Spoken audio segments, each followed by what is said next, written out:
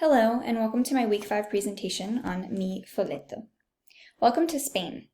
In Spain, you will marvel at the architecture, culture, people, and beaches. Here, you will notice a slight difference in the Spanish language and eat traditional dishes. Spain has more than cities to explore. Enjoy the countryside, beaches, and the sense of community.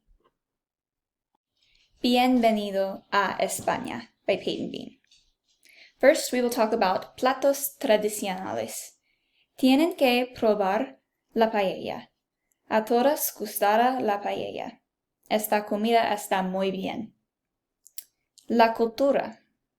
La cultura en España es interesante. Vais a encantar los mosaicos.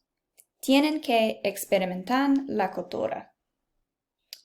Las playas. En España hay hermosas playas y el agua es cálido. Todos quieres ir a nadar. La arquitectura.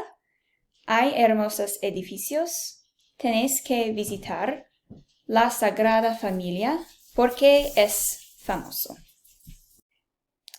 La música. Todos escucharán música tradicional. También me gusta escuchar la música tradicional. El alojamiento. Los hoteles en España son muy bonitos. Todo el mundo disfrutará de su estancia. La gente. Todos tienen que conocer gente. La gente en España es muy amable. Las ciudades. En la ciudad hay estructuras altas. Todos quieres tomar fotos.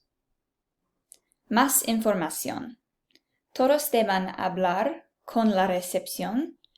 Los hoteles tendrán más folletos.